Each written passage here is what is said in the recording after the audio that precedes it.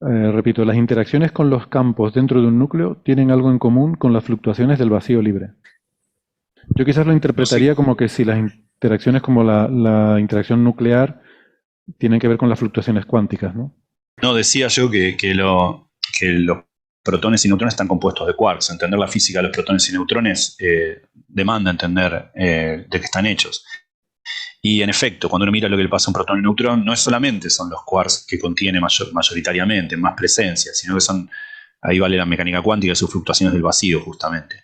El otro día Francis habló de un aspecto muy particular, interesante y novedoso de él, pero típicamente adentro de un protón y un neutrón aparecen un montón de quarks y antiquarks que se crean, tiene una estructura efervescente, y esa efervescencia es la propia del vacío cuántico, que para entender bien lo que le pasa al protón y al neutrón hay que entender sus partones, no solamente sus quarks más presentes, sino también estos pares virtuales que se crean todo el tiempo.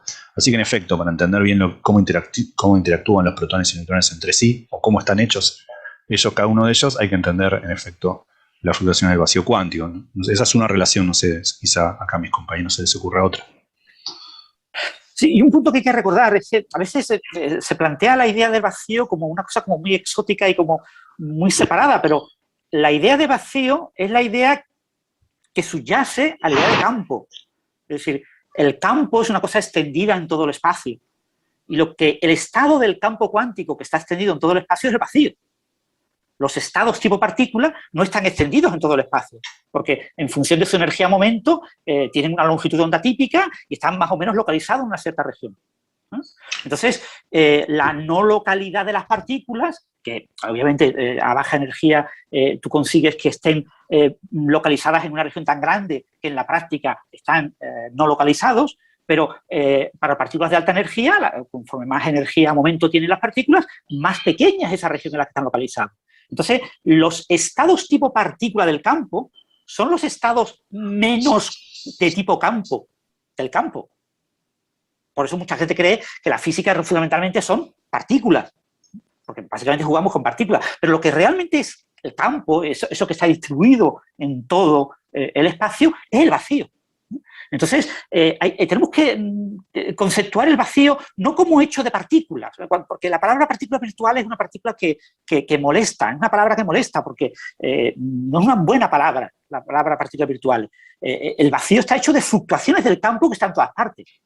El campo siempre está ahí y siempre está fluctuando. El campo no está nunca no fluctuando o no existente. Entonces, cuando decimos que los electrones orbitan o están ligados a un núcleo y que lo que hay es un núcleo muy pequeño y unos electrones muy pequeños y mucho vacío, cuando se dice a veces en muchos libros de texto, el átomo está vacío, se está engañando. Porque lo que liga el átomo es el campo electromagnético excitado y, por supuesto, el campo electromagnético excitado en estado de vacío. Está ahí en toda la región que ocupa el átomo. Y, de hecho, los electrones, por ejemplo, tienen longitud de onda típica comparable al tamaño del átomo. Es decir, conforme yo cojo un átomo de Rydberg, por ejemplo, y sus electrones lejanos tienen longitud de onda típica del tamaño del átomo de Rydberg, que es un tamaño mucho más grande. Es decir, el electrón en realidad es una excitación del campo electrónico. Esa excitación del campo electrónico tiene todo el tamaño del átomo. Es decir, el átomo no está vacío. El átomo es un sistema ligado de campos cuánticos que tienen excitaciones que están más o menos localizadas en todo el tamaño del átomo.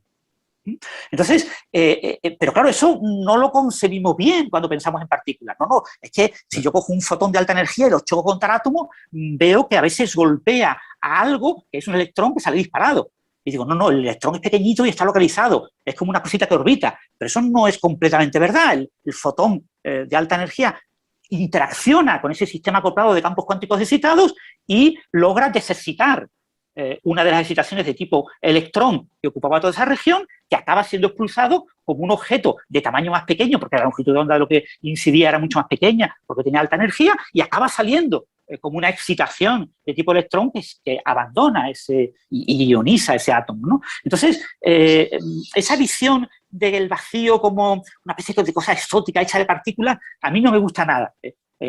Yo creo que es mucho mejor imaginar el vacío como el propio campo. Es decir, el vacío es el campo. Y los estados tipo partícula son uno de los estados localizados de excitaciones de ese campo pero lo que está distribuido por todo el espacio, lo que lo dota de campicidad, no sé cómo se dice, ¿no? De la propiedad de ser campo, es el estado de vacío. Entonces, obviamente, un nucleón, un protón o un núcleo atómico está lleno de campos, y un átomo está lleno de campos, ¿no? O sea, todo está lleno de campos, ¿no? Y tenemos excitaciones y hay acoplamientos entre excitaciones de diferentes campos. Y cuando tenemos los gluones dentro de un protón, esos gluones están acoplados a todo lo que tenga carga de color. Por lo tanto, están excitando todos los campos. Entonces, hay gluones que se descomponen en pares quark-antiquark, pero también esos gluones están excitando el campo quark y el campo antiquark. Y eso es lo que hablábamos la semana pasada del encanto intrínseco, ¿no? Del contenido intrínseco en cada uno de los quarks dentro del protón. El contenido intrínseco es lo que se excita de esos campos de quark por la presencia de los gluones, que es independiente. A veces la gente utiliza la palabra perturbativo y no perturbativo, ¿no? Eso es no perturbativo, y lo que es perturbativo es el gluón que se separa en particulita virtual quark-antiquark. Pero son componentes diferentes, pero que están ahí excitados, porque ese campo está excitado, ¿vale? Ahí tengo una región de campo gluónico, con todos los... Hay 16 campos gluónicos, ¿no? Porque hay 8 gluones y cada uno tiene 2 polarizaciones. Tengo 16 cosas ahí excitadas que están acopladas a todos los campos de quarks. Entonces, todos los campos de quarks y todos los campos antiquark, que son 36, ¿no? 36 por 2, 72 campos que están todos excitados ahí dentro del protón, ¿no? Obviamente, mucho menos excitados los del quark cima, los del quark top y los del quark bottom, pero los del quark encanto, extraño, arriba y abajo, están excitados todos, ¿no? Entonces, eso lo tenemos que imaginar como algo coyuntural y natural o definitorio de la concepción de lo que es un campo cuántico. Un campo cuántico es una cosa que está distribuida en el espacio y tiene fluctuaciones, y eso le llamamos vacío.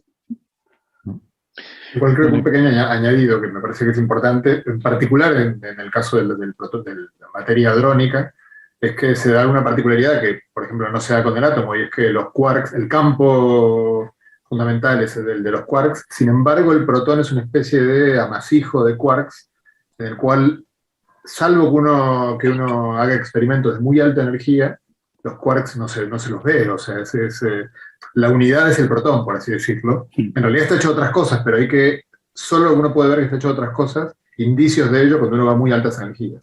Dentro de un núcleo no hay muchas evidencias de eso, y más bien pareciera que la partícula fundamental es el protón y el neutrón, y interactúan de una cierta manera que los mantiene juntos en el núcleo. Entonces, simplemente lo quería comentar porque creo que es algo que todos seguramente han escuchado o conocen, pero a veces no está presente, no es tan obvio, digamos, que en este caso los objetos que pueblan el núcleo atómico no son exactamente excitaciones de los campos fundamentales, como sí ocurre en el electrón. El electrón es una excitación del campo del electrón, que es un campo fundamental.